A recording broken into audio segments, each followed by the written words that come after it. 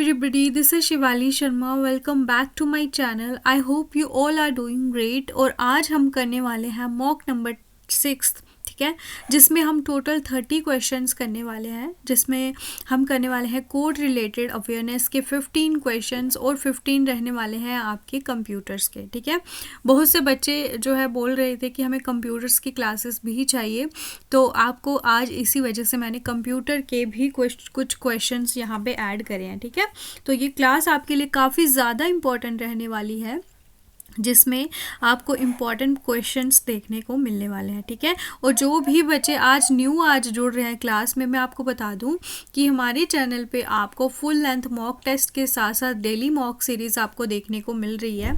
और ये इसी वजह से आप जो है इस चैनल से बिल्कुल फ्री ऑफ कॉस्ट कंटेंट जो है यहाँ से पा सकते हो. जस्ट आप चैनल को सब्सक्राइब कर दीजिएगा.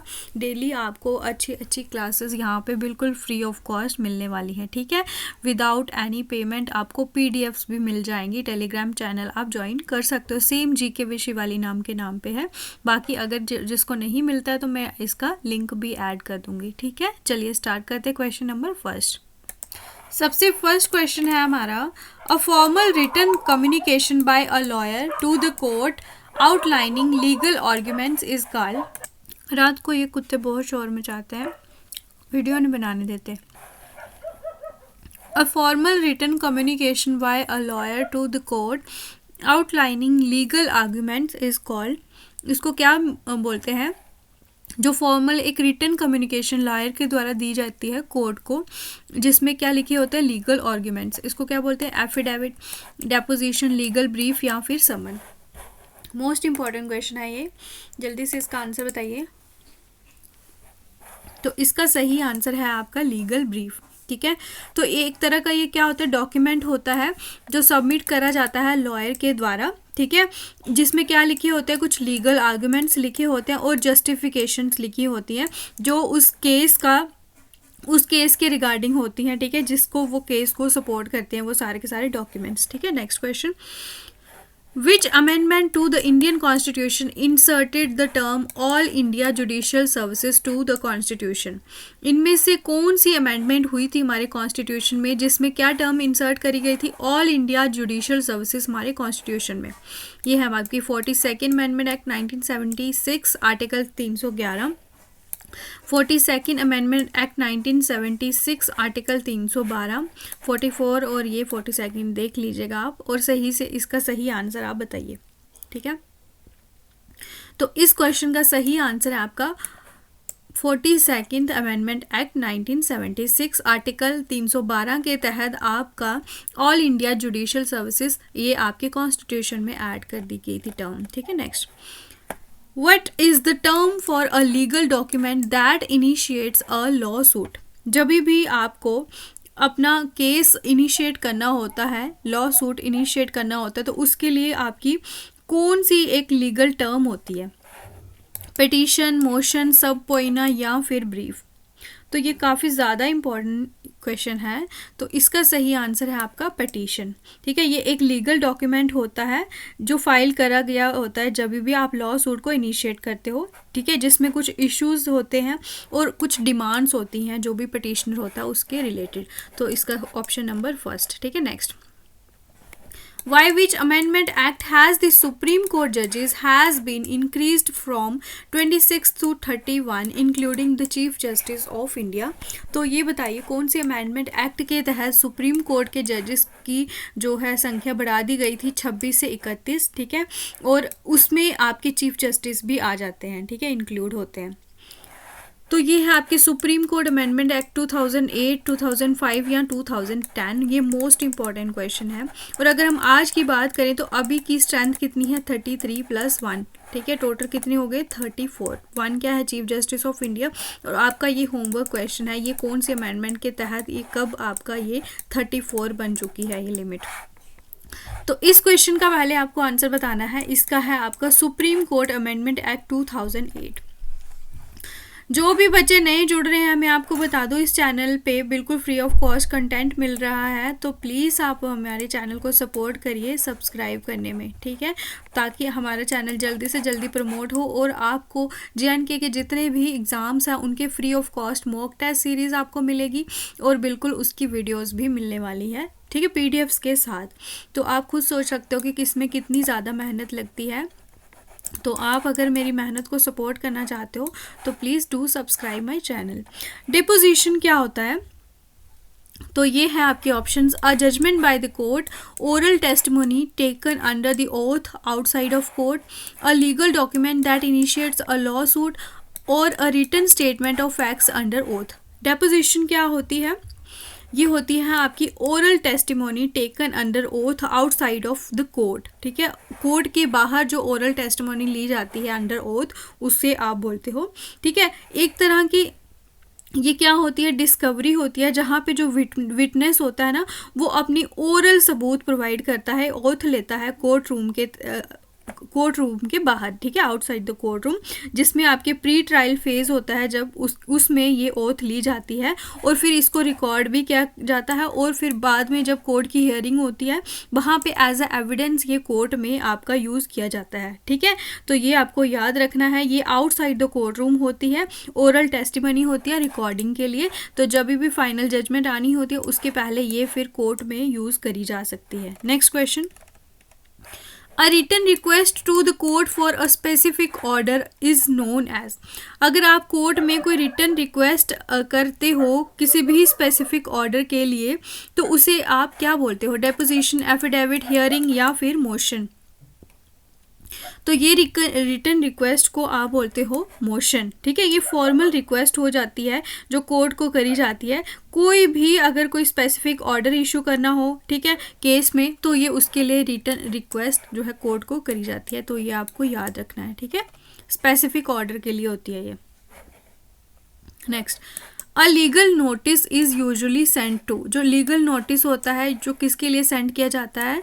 Summon a person to the court, inform the media about a case, notify someone of legal action to be taken against them या फिर revoke fail।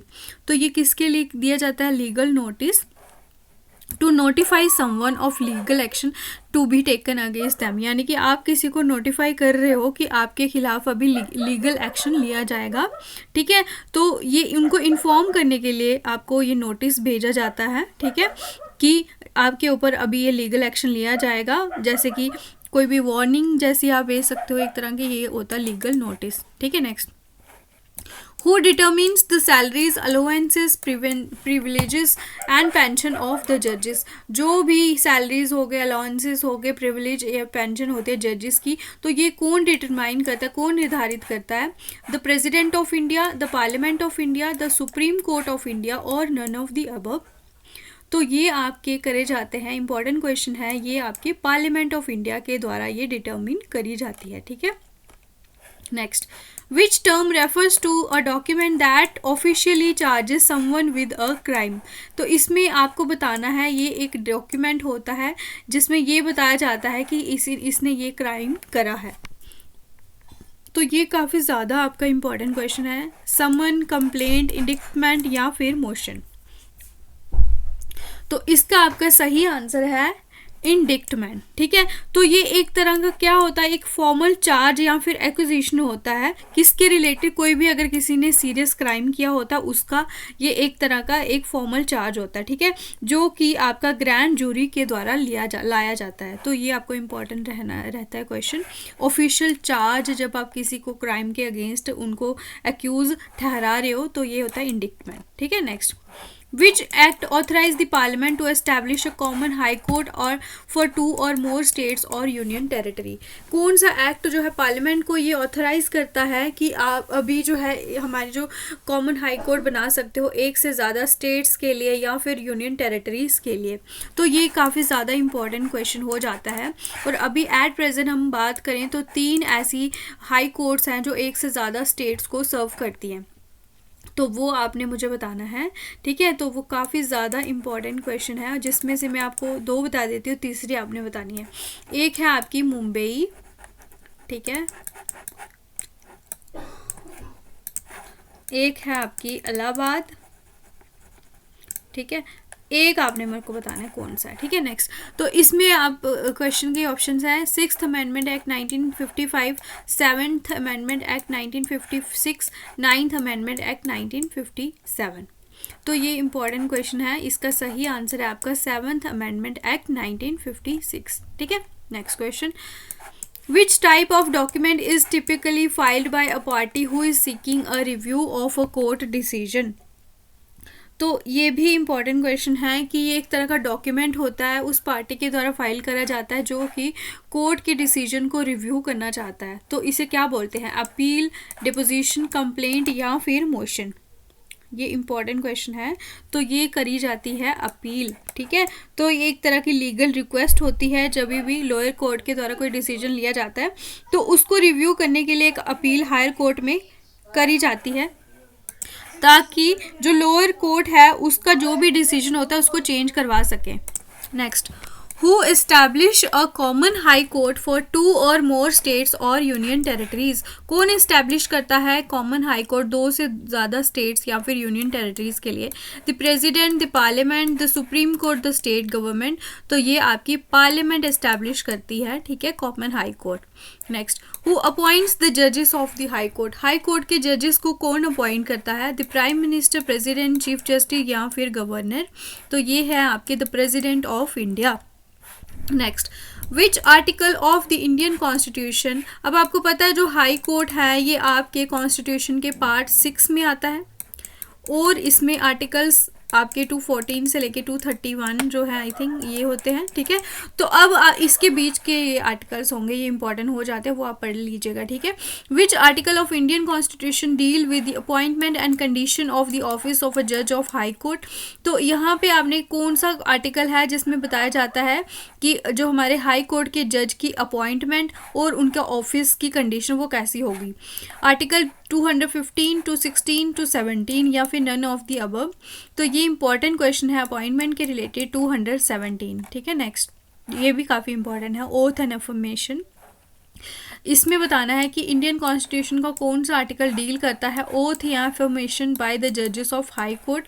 तो ये है आपके आर्टिकल 217, 218, 219 या फिर 220। तो ये भी मोस्ट इम्पॉर्टेंट क्वेश्चन है।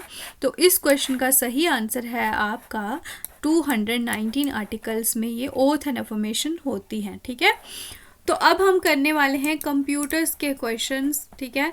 तो ये भी आपके लिए इम्पॉर्टेंट सेक्शन है, 15 मार्क्स की है, तो ये भी इसको आपने लाइटली नहीं लेना है, ठीक है।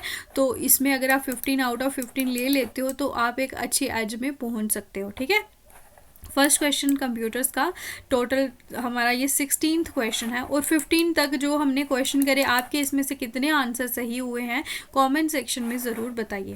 Which of the following is used for cable network? Cable network के लिए क्या यूज़ किया जाता है इनमें से?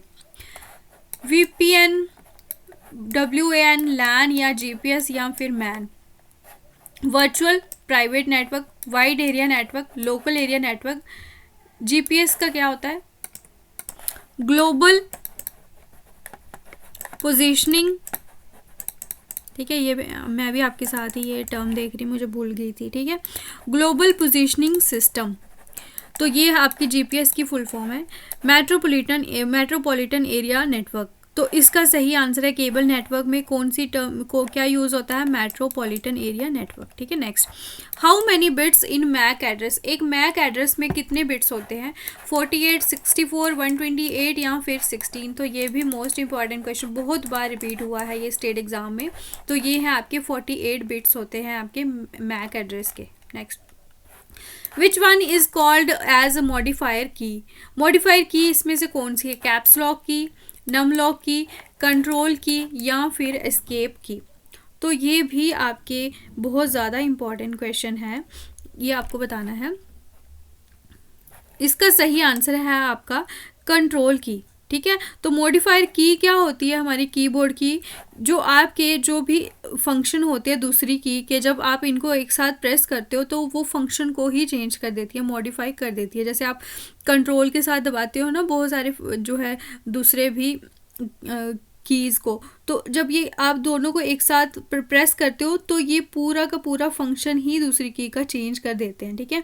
तो ये आपके काफ़ी ज़्यादा मतलब एक्शंस के लिए काम होता है मॉडिफाई कीज़ का, सिलेक्शन के लिए, ठीक है, विंडो मैनेजमेंट के लिए, जैसे कट कॉपी पेस्ट करते हो, फॉर्मेटिंग करते हो, तो ये सब आपके मॉडिफाई के लिए यूज़ होते हैं। कुछ मॉडिफायर कीज़ आपको पता होनी चाहिए, जिसमें आपके हैं कंट्रोल, उसके बाद आपके शिफ्ट, उसके बाद आपकी आल्ट की, ठीक है, फंक्शन की, विंडोज़ की, सुपर की, ये सब आपके क्या है मॉडिफायर कीज़ हैं। और ये यूजुअली क्या होते हैं, इनएक्टिव होते हैं। क्या होते हैं, इनएक्टिव होते हैं। जब आप इनको अकेले प्रेस करते हो तो ये एक्टिव नहीं होते, लेकिन जब आप इनको दूसरे कीज़ के साथ प्रेस करते हो ना, तो आप फिर इनके टोटल जो फंक्शन होता है वो पूरा का पूरा फंक्शन ही चेंज हो जाता है। जैसे आपको पता है ना कि आप कितने सारे जो है शॉर्टकट कीज़ यूज़ करते हो, तो वो इनका पूरा का पूरा फंक्शन ही चेंज कर देता है, ठीक है। नेक्स्ट क्वेश्चन, इन OSI मॉडल, ऑपरेटिंग सिस्टम जो है मॉडल होता है, इसमें जो मॉडल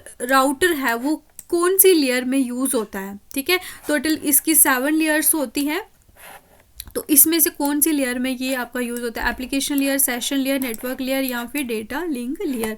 तो ये आपका यूज़ होता है नेटवर्क लेयर में, ठीक है। नेटवर्क लेयर में आपका राउटर यूज़ होता है, तो ये आपको इम्पॉर्टेंट याद रखना है। और ऑपरेटिंग सिस्टम की जो टोटल लेयर्स होती हैं, ये इसका मैं आपको बता देती हूँ, इसका है ओपन सिस्टम इंटरकनेक्शन, ये इसकी फुल फॉर्म है, ठीक है। तो इसमें आपकी जो टोटल लेयर होती हैं, सबसे पहले आती है आपकी फिजिकल लेयर, फिर डेटा लेयर, फिर नेटवर्क लेयर, फिर ट्रांसपोर्ट लेयर, और नेटवर्क लेयर आपकी थर्ड लेयर होती है। कौन सी होती है, थर्ड लेयर होती है ट्रांसपोर्ट लेयर। फिर session layer, presentation and application layer, सबसे लास्ट में आती है एप्लीकेशन लेयर, और इसे आप बोलते हो हाईएस्ट लेयर, और ये सबसे लोएस्ट लेयर होती है, ठीक है। लोएस्ट लेयर होती है, सबसे नीचे होती है लोएस्ट लेयर, और सबसे ऊपर होती है एप्लीकेशन लेयर। और फिजिकल लेयर के बाद आपकी आती है जो डेटा लिंक लेयर, ठीक है। ये आपका node to node data transfer जो है वो प्रोवाइड करती है। और इसके अलावा नेटवर्क तो मैंने बता दिया, बाकी आप देख लेना, ठीक है। Next question, magnetic disk is coated by, magnetic disk को किसके साथ कोट करा होता है, सिलिकॉन, आयरन ऑक्साइड, एल्यूमिनियम या फिर ग्लास। तो इसको कोट करा जाता है आपका आयरन ऑक्साइड के साथ, ठीक है, ये भी इंपॉर्टेंट है। Next, if you see dash dash dash hash hash hash hash in a cell, it the meaning is that, अगर आपको हैश दिखते हैं सेल में, तो इसका क्या मीनिंग होता है, row width is low, column width is low, both row and column width is low, या फिर column and row width is low. तो आपको इसका सही आंसर बताना है कि ये क्या इसका मतलब होता है।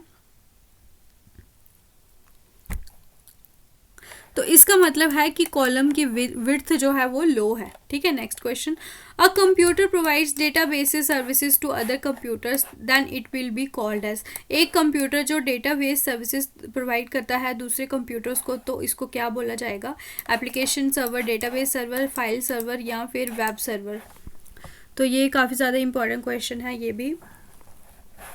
तो तब इसको क्या बोला जाता है, डेटाबेस सर्वर। तो ये सेम ही क्वेश्चन से आपको आंसर निकल जाएगी, ठीक है। Next, dash is responsible for overall control and coordination of instruction execution. तो पूरी की पूरी जो इंस्ट्रक्शंस एग्जीक्यूट हो रही होती हैं उनको कंट्रोल करने का और कोऑर्डिनेट करने का काम जो है ये किसका होता है, CPU का, ALU का, RAM का, या फिर कंट्रोल यूनिट का। तो ये होता है आपका कंट्रोल यूनिट, इसके लिए रिस्पॉन्सिबल होता है, ठीक है। CPU के अंदर जो आपका arithmetic logical unit and control unit होता है, तो अर्थमेटिक एंड लॉजिकल ऑपरेशन होते हैं ALU में, और कंट्रोल यूनिट सारा का सारा ये कंट्रोल करता है, ठीक है, ये आपको याद रखना है। Next, Dash is a set of programs located at a network gateway server that protects the resources of a private network from other networks. तो एक तरह का ये प्रोग्राम का सेट होता है जो आपका नेटवर्क गेटवे पे लोकेटेड होता है, ये आपके रिसोर्सेज को प्रोटेक्ट करता है जो कि प्राइवेट नेटवर्क को दूसरे नेटवर्क से बचाता है। रूट किट, फायरवॉल, सैंडबॉक्स या फिर पासवर्ड क्रैकर, आई होप इसका सबको आंसर पता होगा, ये होता है आपका फायरवॉल, ठीक है। Next, which of the following is not an input device, इसमें से कौन सी आपकी इनपुट डिवाइस नहीं है, OCR, optical scanner, voice recognition device, या फिर COM, computer output to microfilm. तो ये काफ़ी इजी क्वेश्चन है। ये सारे आपके इनपुट डिवाइसेस हैं, तो ये है आपका COM, ये आउटपुट डिवाइस है। ठीक है, next, who among the following is the odd one, इसमें से आपने ऑड वन बताना है। माउस, स्कैनर, प्रिंटर या फिर कीबोर्ड। तो ये सारे के सारे आपके इनपुट डिवाइस हैं, प्रिंटर आपका आउटपुट डिवाइस है, तो ये आपका ऑड वन है। ठीक है, dash technologies is used by bank to faster processing of large volumes of cheque. ये टेक्नोलॉजी बैंक्स के द्वारा यूज़ की जाती है ताकि जो बड़े बड़े चेक होते हैं, बहुत सारी वॉल्यूम के चेक होते हैं, ठीक है, तो एक साथ जब उनकी फास्ट प्रोसेसिंग करनी हो उसके लिए ही यूज़ होती है। Optical character recognition, optical mark recognition, magnetic ink character recognition या फिर बारकोड। तो ये आपका होता है मैग्नेटिक इंक कैरेक्टर रिकग्निशन। ठीक है, वो स्पेशल इंक होती है जो उसमें से रिकॉग्नाइज करती है चेक्स को। ठीक है, हु इन्वेंटेड एनालिटिकल इंजन, किसको इन्वेंट किसने करा? Blaise Pascal, George Boole, Charles Babbage, क्या ही बोल रही हूँ, Charles Babbage, doctor Herman Hollerith. तो ये हैं आपके चार्ल्स बेबेज। ठीक है, ये आपको याद होना चाहिए, फिर इसी की वजह से इनको आपका फादर ऑफ कंप्यूटर्स भी बोला जाता है। Next question, second last question है, और अगर अभी तक आप क्लास में हो तो आपको अगर क्लास कैसी लगी, आपको अच्छा लगा हो तो प्लीज़ चैनल को सब्सक्राइब करके कमेंट ज़रूर छोड़िए और लाइक भी कीजिए क्लास को, जिससे हमारी वीडियो और आगे तक जाए और बच्चों तक पहुँचे ये फ्री कंटेंट। तो प्लीज़ अगर आप सारे एक एक शेयर भी करोगे तो उससे मुझे बहुत ज़्यादा बेनिफिट होगा। आपके एक शेयर से ये क्लास और 10 लोगों तक जा सकती है, हो सकता है उसमें एक भी देखे, 2 भी देखे, इसी के साथ हमारी वीडियोज़ प्रमोट होती हैं। ठीक है, तो इसी वजह से अगर आप मुझे सपोर्ट करना चाहते हो तो प्लीज़ सारे के सारे बच्चे एक एक शेयर ज़रूर करें। Which of the following code use in present day computing developed by IBM corporation, इसमें से कौन सा कोड यूज़ होता है प्रेजेंट डे कंप्यूटिंग में जो कि IBM कॉरपोरेशन के द्वारा डेवलप किया गया है? ASCII, EBCDIC code, Hollerith code या फिर बॉडॉट कोड? ये मोस्ट इंपॉर्टेंट क्वेश्चन है, तो ये किया है आपका ASCII कोड है ये। ठीक है, ये मॉडर्न कंप्यूटिंग में यूज़ होता है, IBM कॉरपोरेशन के द्वारा इसको डेवलप करा गया है, तो ये डायरेक्ट क्वेश्चन आपसे पूछा जा सकता है। Next, an image editing software in which we can draw and edit images. तो ये एक इमेज एडिटिंग सॉफ्टवेयर होता है जिसमें हम ड्रॉ भी कर सकते हैं, एडिट भी कर सकते हैं हमारी इमेजेस को। Page maker, MS paint, Corel Draw, photo image या फिर फ्रंट? तो ये भी काफ़ी इंपॉर्टेंट क्वेश्चन है, तो इसका आपका सही आंसर है आपका कोरल ड्रॉ में आप एडिट एंड ड्रॉ कर सकते हो। ठीक है, तो यहाँ पे हमारी क्लास होती है ख़त्म। आपको क्लास कैसी लगी तो इसके लिए आप प्लीज़ कमेंट सेक्शन में ज़रूर बताइए। चैनल सब्सक्राइब नहीं किया तो सब्सक्राइब कर लीजिएगा, लाइक कीजिएगा, शेयर कीजिएगा। ठीक है, तो बाकी मिलते हैं आपको कल की क्लास में। ठीक है, सेम टाइम पे जुड़िए सारे के सारे बच्चे। ठीक है, और टेलीग्राम पे लिंक ज्वाइन कर लीजिए, टेलीग्राम लिंक से यहाँ ऐसे सर्च करके कर लेना। ठीक है, तो फिर हम मिलेंगे कल। चलो फिर, thank you so much, take care, all the best.